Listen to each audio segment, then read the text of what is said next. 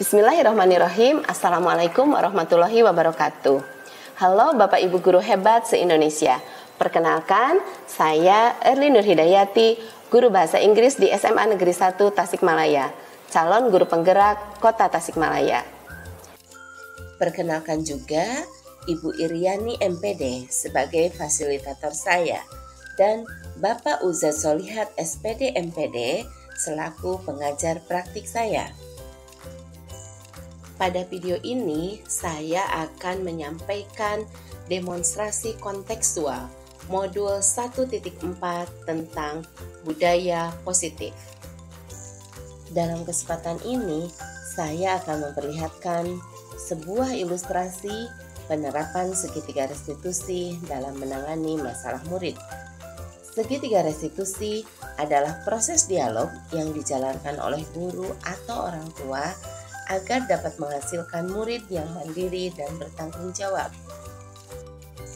Proses dialog ini terdiri dari 3 langkah yang digambarkan pada ketiga sisi pada segitiga restitusi.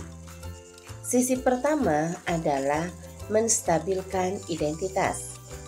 Sisi kedua adalah validasi tindakan salah. Dan sisi ketiga adalah menanyakan keyakinan. Selanjutnya, saya akan mencoba mempraktikkan bagaimana seorang guru dalam posisi manajer menerapkan strategi segitiga restitusi dalam menangani permasalahan murid. Berikut ilustrasinya. Suatu hari, saya mendapat laporan dari Ibu Hajah Enok, guru matematika di sekolah kami, bahwa salah seorang murid di kelas yang saya bina, sebutlah namanya Fawaz, tidak mengikuti mata pelajaran beliau. Dia meminta izin untuk ke toilet saat akan dilaksanakan ulangan harian di kelas tersebut dan tidak kembali sampai jam pelajaran habis. Saat istirahat, saya meminta Fawaz untuk datang ke ruang guru. Assalamualaikum, selamat pagi Bu. Waalaikumsalam, selamat pagi Fawaz.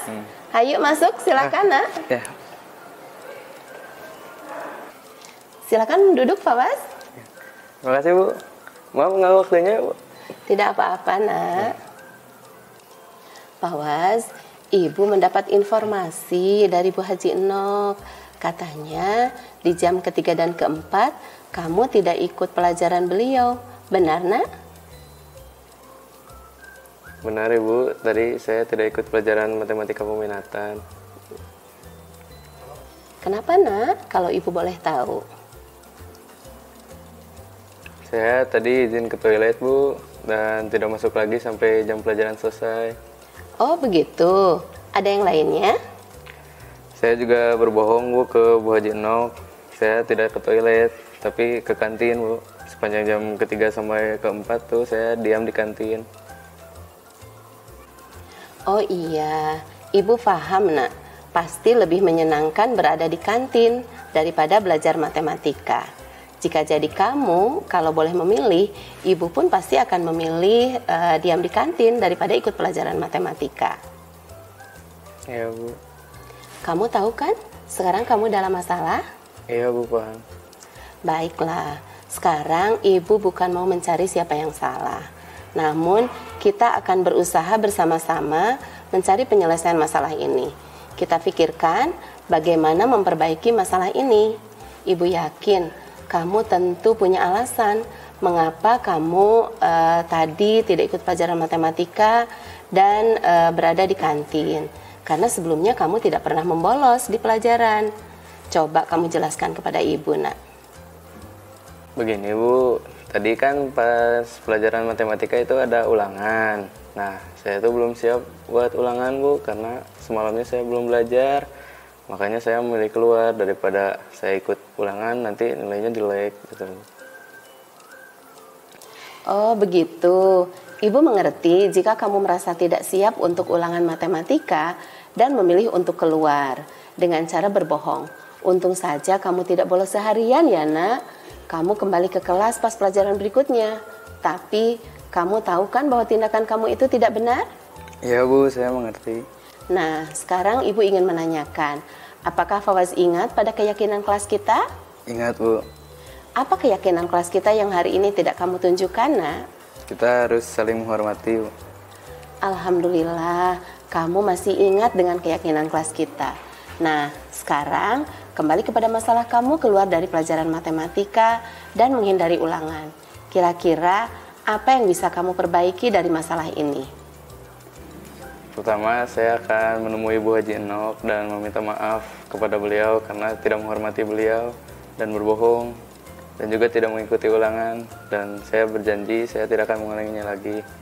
Kemudian saya juga akan meminta perkenan beliau untuk memberi ulangan susulan kepada saya. Ada yang lain yang akan kamu lakukan agar menjadi jauh lebih baik di masa yang akan datang?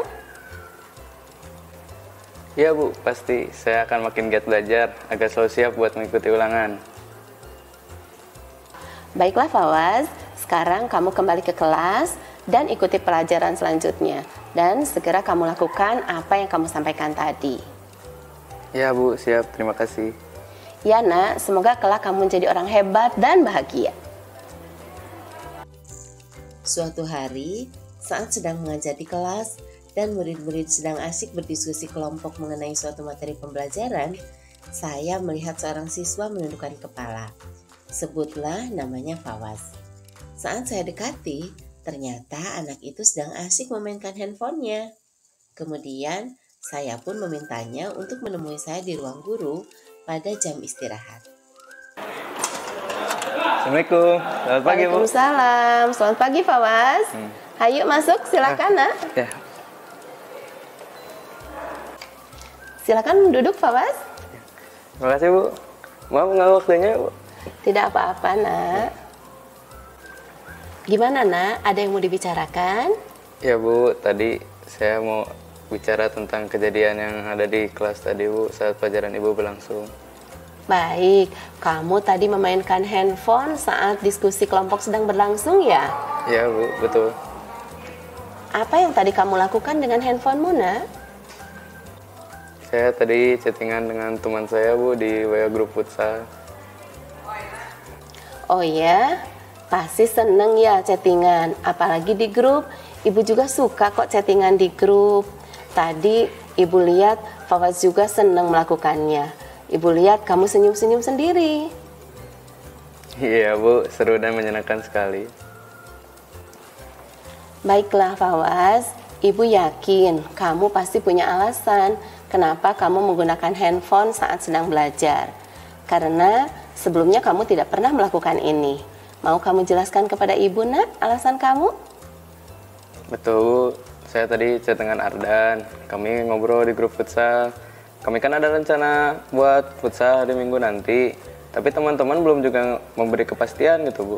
Padahal kan saya harus segera booking lapangannya.